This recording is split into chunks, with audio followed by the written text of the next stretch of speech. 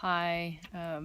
Yesterday I was talking with a very dear friend of mine about the lies that we believe, and I do have a YouTube video that talks about how that happens and how we receive lies, and it can be from all sorts of things, from television programming to somebody, a parent or a caregiver, to a school teacher, all sorts of things that can speak into our lives and cause us to start believing something that's not true.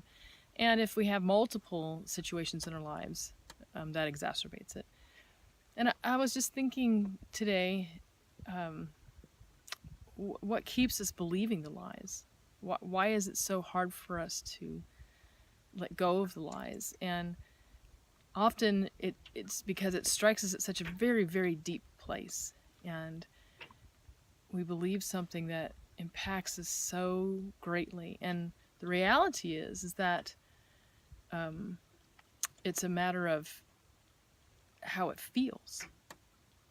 The more it feels true, the more we're likely to believe it, even though if we have gobs of people that tell us it's not true. And so lately, probably for the past couple of months, I've been talking to people about the lie. What's your personal lie?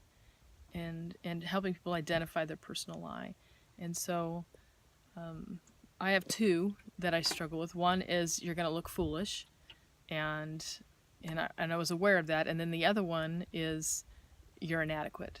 And so it's true, I look silly often, and that's okay. And I have to know that that's a lie that the enemy uses to make me look, to make me fearful, because the world isn't gonna the world's gonna be the one that says I look foolish. I mean, most often the church, they might giggle at some of the things that I say, but they value what I say. Where the world is gonna say, "Wow, you're just so foolish." And the other one, the inadequacy, ineffective actually, is one because of personal situations where I'm thinking, well, if I was more effective than A, B, C, and D, and yet I can look at all of the other situations where I am extremely effective, and it'll be minimized because it doesn't feel as deep. So if I'm like, wow, that feels really good, but in comparison to the inadequacy and the ineffectiveness, like that just feels so deep. So I have a tendency to think I'm ineffective more easily, more frequently than I am effective, and so other people will think I'm not lovable or I can't be fixed, and I've always been this way. I've always felt this way, and you'll find that there's going to be situations that you totally, you can look at the reality of the world and you'll say, yeah, I know it's not true. Intellectually, I know it's not true, but it feels true, and so you're going to respond and react to what feels true. And so I was thinking this morning, what are some things to do to help with that? And one of them is to repeat truth. How often do we repeat what is true and say, I know this is true. I am lovable. I know I am effective. I know I may look silly, but that shouldn't stop me. And so figuring out. So I spend time with people. What is your lie? I try with people individually and corporately. Try to say, okay, what is your lie? And then what is the truth? So if you have this lie in your life, then what can you say to yourself to remind yourself that you know it's true? So my ineffective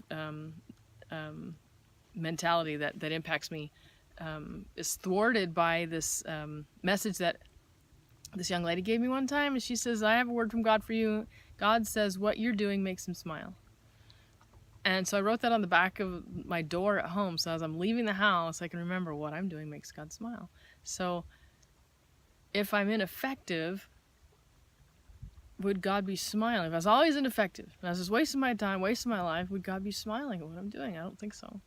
And so that was very helpful. And so I have another friend of mine that I tell her when she speaks the words of truth to me in the first-hand words of God, it profoundly helps me to say, when she says, God says, I love you, you're my daughter, you matter to me, you're special, I sing over you, I enjoy watching you work in life, and those things are so valuable. So speaking truth, how often do we speak truth to ourselves, Do we speak truth to each other, and grow in the truth, in the spirit of truth, and say, I'm going to fight the lie. I'm going to recognize the lie. And so it's been interesting to take the time and walk with people through what is the bottom line lie or lies that impact you the most, that will keep you inhibited in your growth. And then once you find that, you can say, oh, that's triggering that lie, and I'm going to choose not to respond to it and give in to it. So I hope this helps you today, and I hope that as you journey with God, that the truth will set you free.